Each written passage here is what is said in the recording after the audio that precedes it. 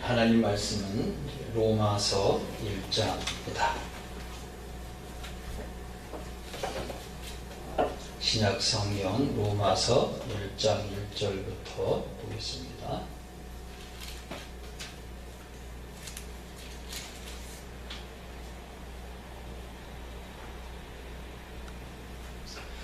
로마서 1장 1절부터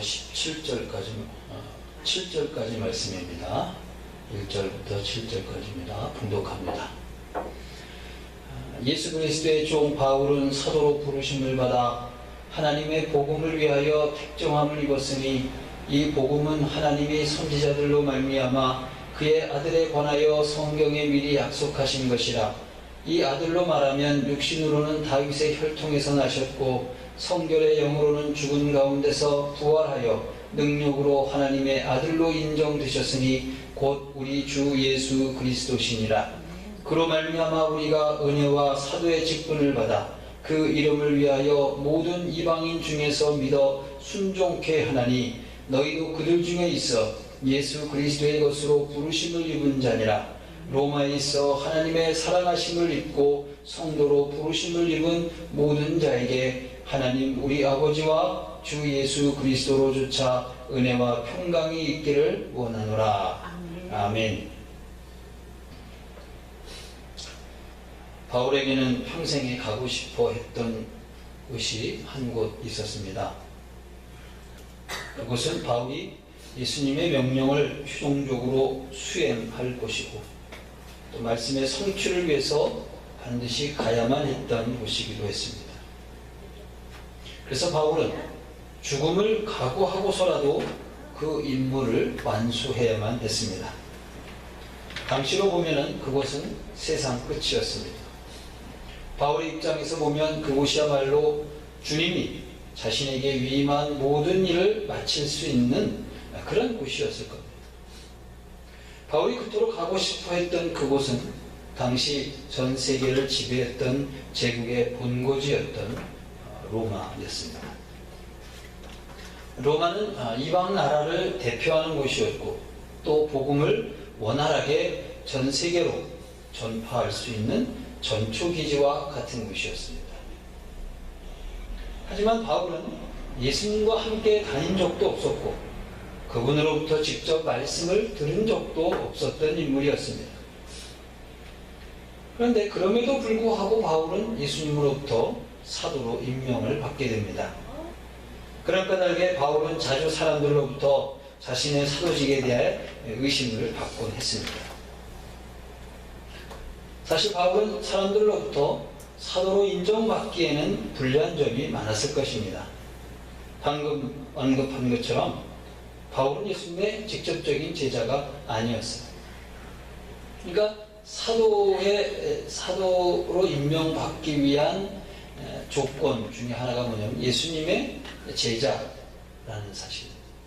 예수님과 직접 함께 생활했던 제자 중에서 임명되는 것이 사도로 임명되는 첫 번째 조건이라고 할 수 있는데 여기에 바울은 적합하지가 않았죠.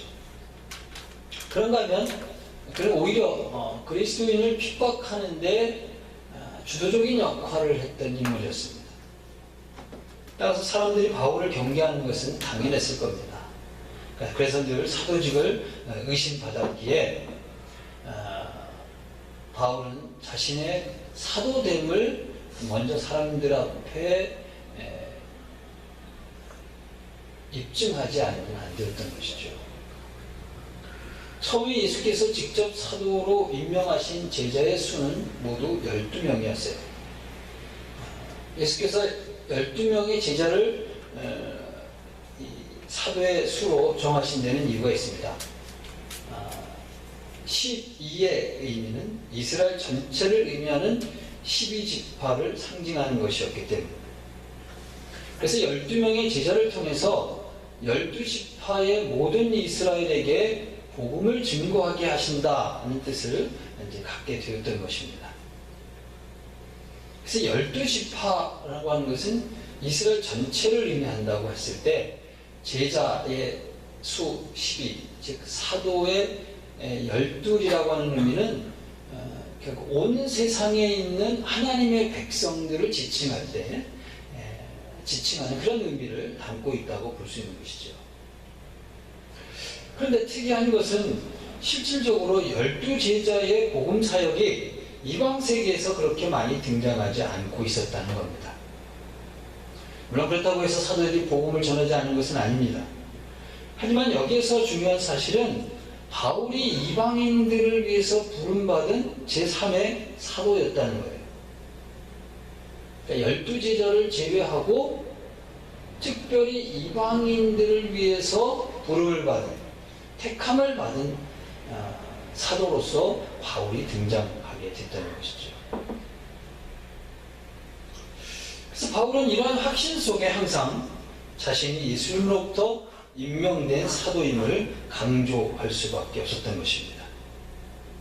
초기 사도들은 유대 지방에만 주로 머물러서 복음을 전했습니다. 그 이유는 아마도 먼저 내 집에 잃어버린 양에게로 가라 하신 주님의 말씀 때문인 것으로 보여집니다. 마태복음 10장 6절에 보면 차라리 이스라엘 집에 잃어버린 양에게로 가라 하셨어요. 또 15장 24절을 보게 되면 예수께서 대답하여 가라사대 나는 이스라엘 집에 잃어버린 양 외에는 다른 데로 보내심을 받지 아니하였노라 하셨어요. 하지만 하나님께서 계획하신 구원은 유대인들에게만 국한되어진 것은 아니었습니다. 물론 이런 사실들은 예수님의 말씀 속에서도 이미 확인된 사실이죠. 그렇다면 예수께서 바울을 12사도 외에 추가하신 것을 통해서 하나님의 구원은 유대만 아니라 이방에게도 허락되어졌다는 것을 보여주시기 위한 것이라고 할 수 있는 것입니다. 뿐만 아니라 주님의 구원의 초점이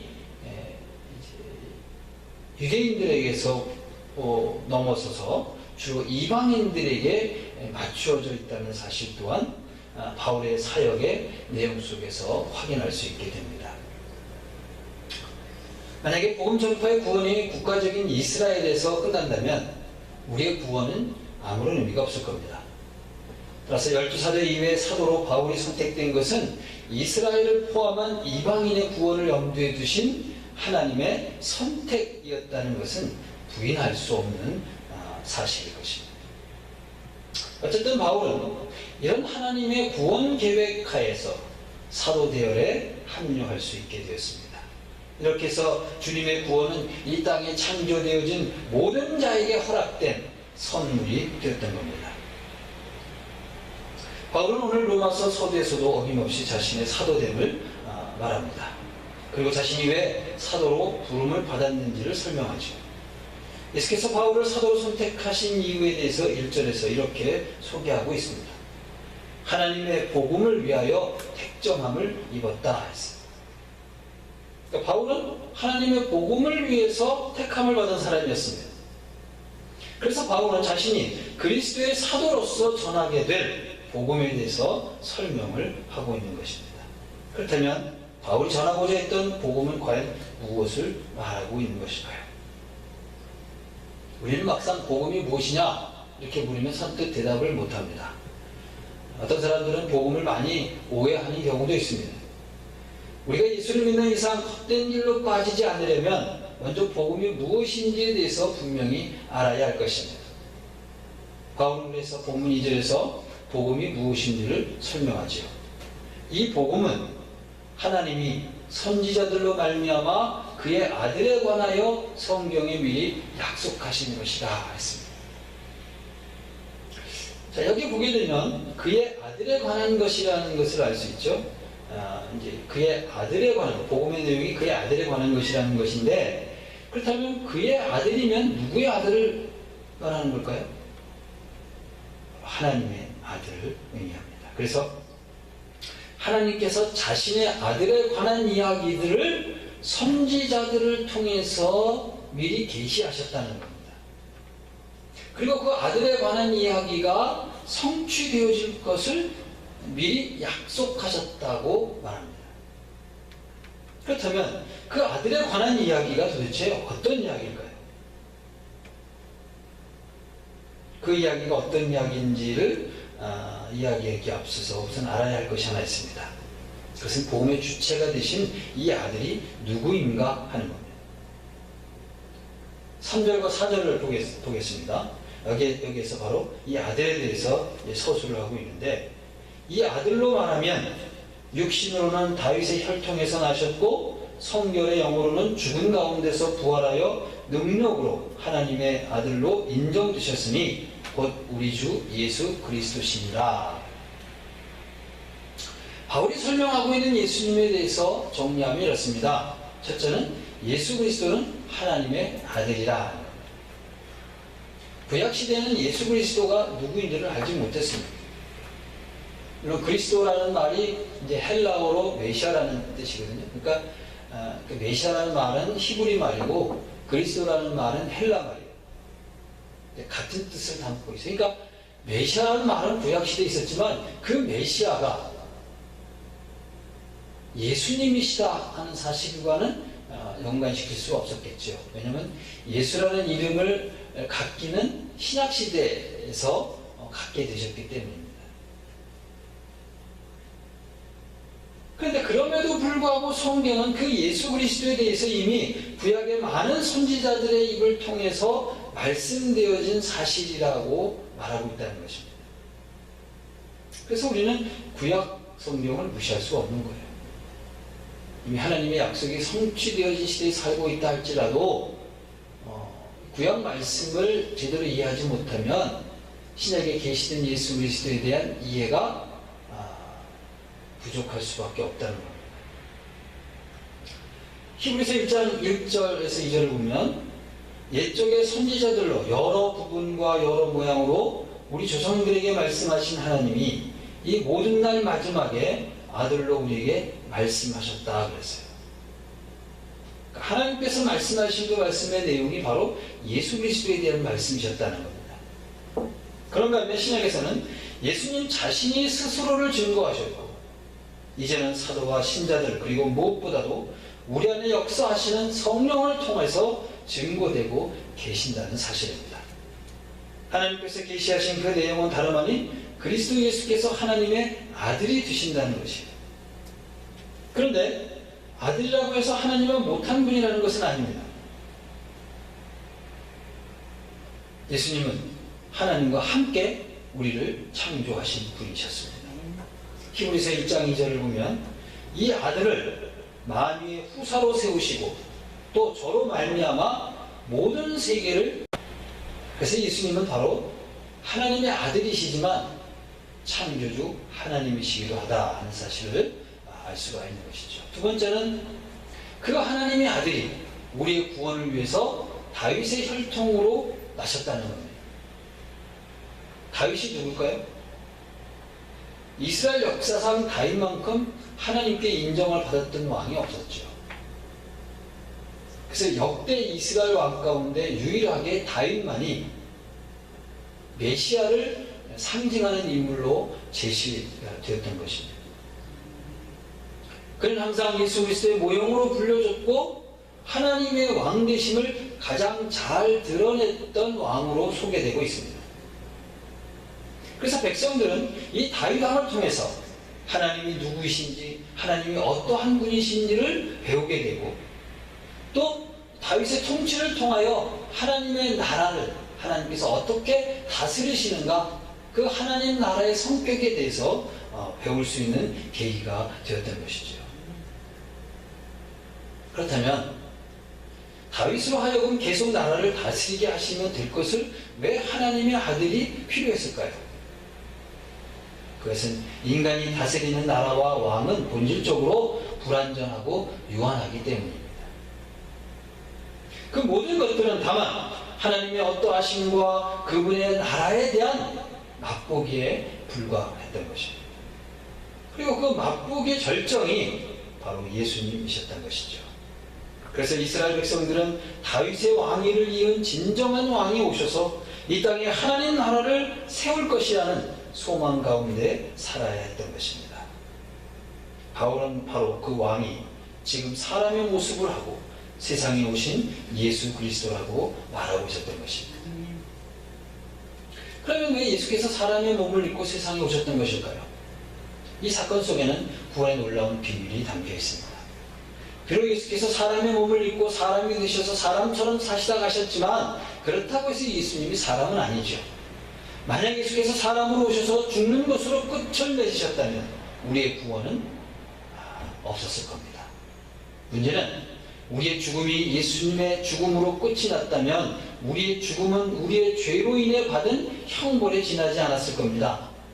죄의 형벌이 죽음이었다면 예수님을 믿는 사람이나 믿지 않는 사람이나 죽는 것은 마찬가지인데 무슨 차이가 있겠습니까? 만약 아무런 차이가 없다면 우리가 예수를 믿는다는 것도 무익한 것이 되고 말았을 겁니다. 그래서 바울은 고린도전서 15장 14절 15절에서 이렇게 말합니다. 그리스도께서 만일 다시 살지 못하셨으면 우리의 전파하는 것도 헛것이요 또 너희 믿음도 헛것이며 또 우리가 하나님의 거짓 증인으로 발견되리라. 우리에게 구원의 기쁨이 되는 것은 우리가 우리 죄로 심판을 받았음에도 불구하고 다시 살림을 받고 영원한 생명을 얻을 수 있게 되었기 때문이죠. 어떻게 그렇게 될 수가 있었을까? 그것은 우리의 주님이 죽음에서 생명의 부활로 다시 살아나셨기 때문입니다. 세 번째로는 주님은 부활을 통해서 하나님의 아들이심이 확인되었다고 말합니다. 본문 4절을 보겠습니다.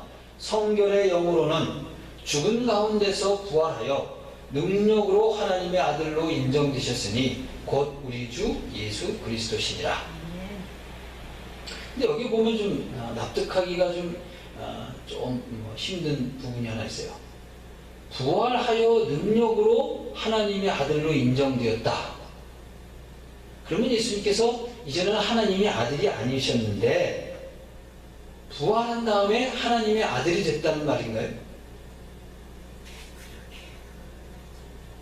이 말 뜻은 그런 뜻이 아니고 부활하시는 능력을 통하여, 즉 다시 말해서 예수께서 죽음의 권세를 깨고 부활하심을 통하여 그분이 하나님의 아들이셨다는 사실이 확증되었다는 겁니다.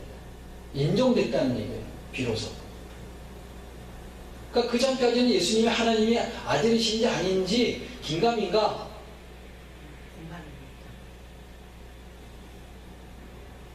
그렇게 생각되었지만 그가 부활하심을 통하여 그분은 하나님의 아들이셨구나, 아들이 틀림이 없구나 하는 사실이 확인되었다는 거예요. 부활이 아니더라도 그 사실을 확인한 사람이 없진 않아요. 예수께서 십자가에서 죽으시던 날, 그 로마 백부장인가요? 그 사람이 그 죽으심의 광경을 보고 그렇게 외쳤어요. 저는 분명 진정한 하나님의 아들이다. 그가 평소에 자신이 하나님의 아들이심을 말씀하셨던 그 말씀이 헛된 말이 아니라 사실이었구나라는 것을 확인했다는 거예요.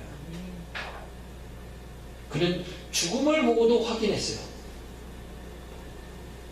얼마 전에 영화 한 편을 보는데 부활이라는 영화가 있는데 바로 그 로마 장교가 예수님의 십자가의 죽으심과 부활 사이에 그 짧은 기간 동안이죠. 한 3일 동안의 기간의 여정을 기록한 영화예요. 근데 그 영화 속에서는 그 로마 장교가 그 3일의 시간을 통해서 예수님의 부활을 목격하고 비로소 예수를 영접한 사건을 이야기하고 있는 내용입니다. 물론 성경에는 그가 예수를 믿었는지 안 믿었는지에 대한 기록이 없어서 확인할 수는 없지만 그랬을 것이라는 가정하에 만들어진 영화입니다. 그가 예수님의 죽으심만을 보고도 하나님의 아들이심을 믿었다고 하면 분명히 그 이후에 아마 예수님을 믿었을 것 같아요. 따랐을 것 같습니다.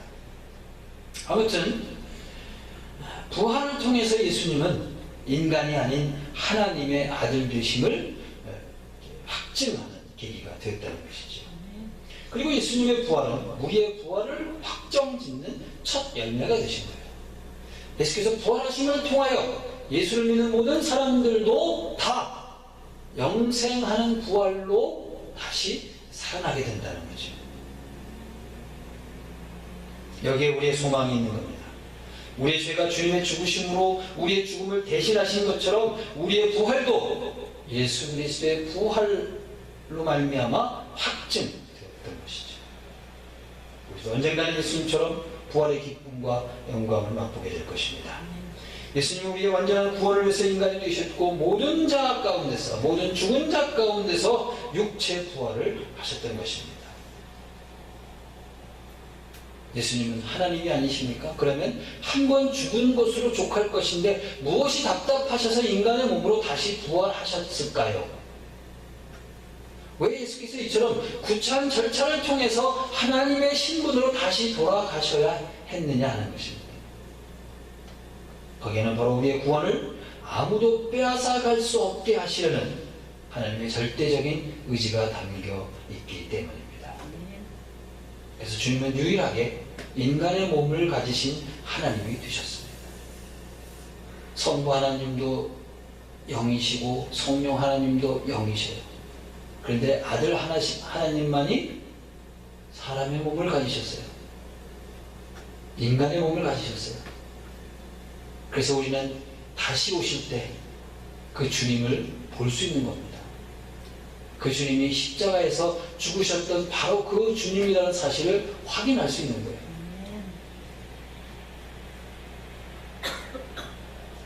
바울은 바로 이 복음을 통해서 주님으로부터 사도로 부르심을 받게 된 것입니다. 바울은 자신이 예수님의 은혜와 사도의 직분을 받았다고 말합니다. 그러니까 이 말은 무슨 말이냐면 바울이 받은 사도 직분은 예수님의 은혜의 결과라는 사실을 이야기하는 거예요. 뭐 자기가 잘나서 똑똑해서 능력이 있어서 사도로 부름을 받았다는 것이 아니라 그것은 전적인 하나님의 은혜였다는 것을 여기서 이야기하고 있는 겁니다. 인간적인 측면에서 본다면 바울이 얼마나 위대합니까? 얼마나 능력이 많은 사람입니까? 그러나 바울은 그렇게 말하죠. 그것은 하나님의 은혜이지 자기의 능력이 아니라는 거죠. 5절을 보면 바울이 자신의 사도적 직분이 무엇을 위해서 주어졌는지를 설명합니다. 거기 보니까 그 이름을 위하여 모든 이방인 중에서 믿어 순종케 하나니 그랬어요. 다시 말해서 예수께서 바울에게 은혜를 주셔서 사도직을 허락하신 것은 무엇을 위해서였느냐? 예수님의 영광을 위해서였다는 거죠. 그럼 어떻게 예수님의 영광을 드러낼 수 있느냐? 이방인들이 믿어 순종하면 그렇게 된다는 거예요. 그러니까 바울이 사도직분을 감당해야 되는 이유는 뭐냐면 이방인들로 믿어서 순종케 하도록 하기 위한 것이라는 거예요.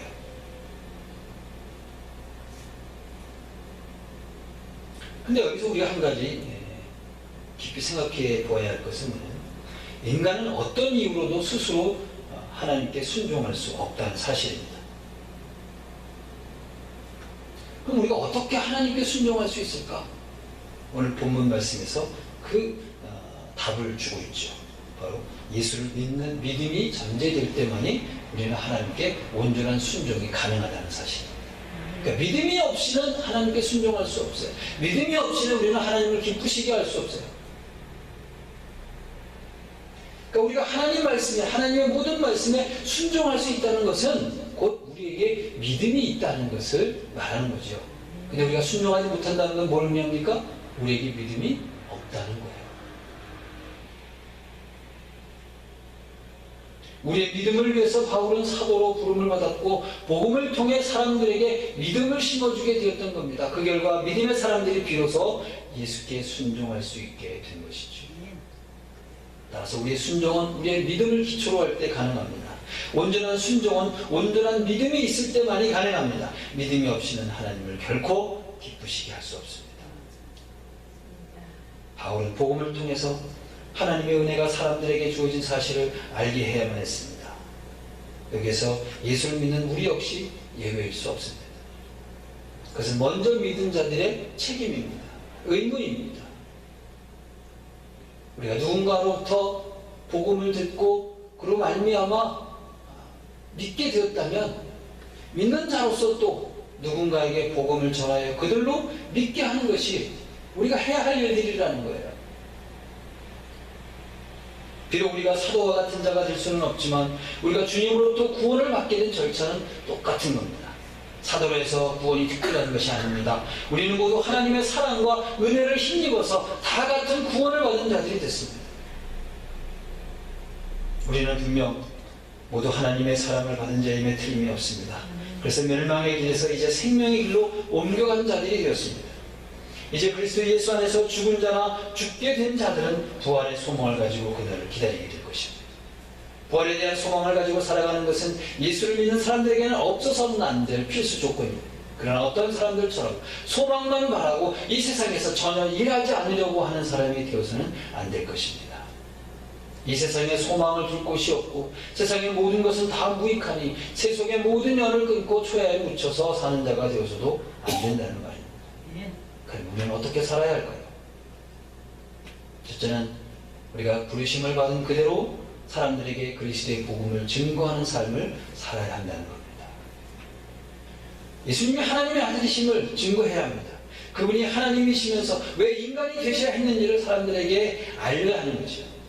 결코 죽으실 수 없는 그분이 어떻게 죽으셔야 했으며 또한 다시 살아나셔야 했는지를 전해야 한다는 것이죠.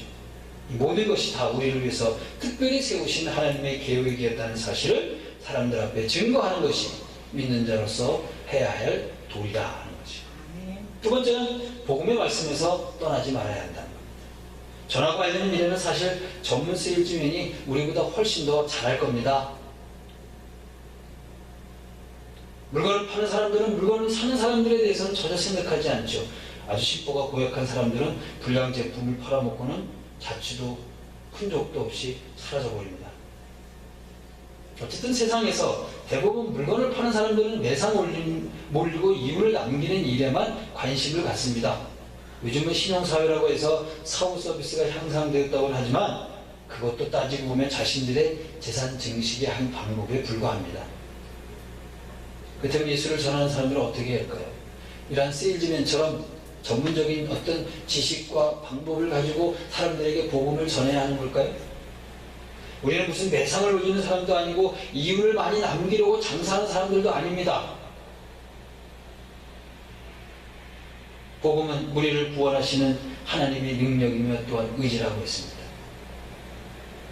그리고 복음은 우리에게서 무엇인가 대가를 얻고자 해서 주신 것도 아니라고 했습니다. 다만 우리를 사랑하시는 하나님의 크신 사랑의 결과일 뿐이라는 거예요. 우리가 복음이 무엇인지를 분명히 깨닫고 아는 자가 됐다면 복음을 대하는 우리의 태도나 전하는 우리의 태도가 예전 같지는 않아야 할 것입니다. 우리가 받은 하나님의 모든 은혜가 우리의 수고나 노력의 대가로 얻어진 것이 아닙니다. 우리가 은혜를 입었으면 다른 사람들에게도 은혜를 베푸는 것이 성도의 도리가 아니겠습니까? 우리가 받은 구원으로 말미암아 우리만 기뻐하고 즐거워하는 것으로 끝나서는 안 된다는 것이죠. 그 기쁨과 즐거움을 다른 사람들과 함께 나눌 수 있어야 되는데 그러려면 어떻게 돼요? 그들에게도 복음을 증거하고 복음의 능력으로 말미암아 그들이 구원 얻기를 위해서 힘써야 한다는 것이죠. 주님이 자신의 생명을 주면서까지 우리를 사랑하셨다면 우리 역시도 사람들에게 생명을 바쳐 복음을 전해야 하는 것이 옳을 것입니다. 이 세상에 이 복음을 사람들에게 전하기 위해서 얼마나 많은 믿음의 사람들이 죽어갔습니까? 초기에 우리나라에 복음이 들어왔을 때 선교사들이 와서 이 백성을 위해서 얼마나 많이 죽어갔습니까? 그들이 뭐가 아쉬워서 무엇을 바라고 낯설고 물서는 말도 통하지 않는 이 땅에 와서 생김새도 다른 사람들 그런 속에서 생명을 바쳐 복음을 전했겠습니다. 먹고 사는 문제에 대해서는 고민하는 만큼 생명을 살리는 일에 대해서 우리는 얼만큼 고민하고 있습니까? 나라의 경제가 어려워지고 가정의 살림 또한 어려운 시기입니다. 이럴 때 여러분은 무엇을 위해서 고민하며 무엇을 위해서 뛰었습니까? 육신을 위해 먹고 살찌우는 것보다 영혼을 위해 먹고 살찌우는 것이 더 시급한데, 이것만 회복되어진다면 이 땅에 엄습한 경제 대란은 자동적으로 해결되어질 것이라고 생각됩니다. 그래서 주님께서도 어떻게 말씀하셨어요? 너희는 먼저 하나님의 나라와 의를 구하라. 그것이 우리가 먼저 구해야 할 것들이라는 거예요. 그러하면 우리가 이 땅에 살아가는 데 필요한 모든 것들은 자동적으로 따라온다고 말씀하십니다. 이처럼 어려운 시대를 살고 있는 우리의 삶 가운데 가장 중요한 것, 그것은 바로 우리의 정체성일 것입니다. 삶이 어려우면 어려울수록 자주 우리는 우리의 정체감을 잃어버리기가 쉽습니다. 내가 누군지, 나의 신분이 무엇인지, 내가 무엇을 해야 하는 사람인지, 무엇을 해야 하는지 자꾸 잊어버리게 돼요. 그리고 자꾸만 우리 일상의 문제에만 관심을 갖게 되고 그것을 위해서 힘쓰고 노력할 뿐이라는 거죠. 오늘 말씀을 통해 바울 사도가 분명하게 밝힌 한 가지 사실이 있습니다. 우리 모두는 예수 그리스도의 것으로 부르심을 입은 사람들이라는 것입니다. 주님의 귀한 보혈의 피의 대가로 주어진 자격입니다. 어떤 어려운 환경에서일지라도 이런 우리의 신분을 잊지 않고 기억하여 살아간다면 분명 우리의 삶은 이전과는 다른 모습이 될 것입니다. 온 세상이 멸망을 당할지라도 하나님께서는 반드시 우리를 보호하시고 약속하신 구원을 이루실 것입니다. 주의 주시는 위로와 평강이 언제나 우리 가운데 있기를 바라는 삶과 그분의 뜻하신 바를 열심히 이루며 사는 성도가 되시기를 바랍니다.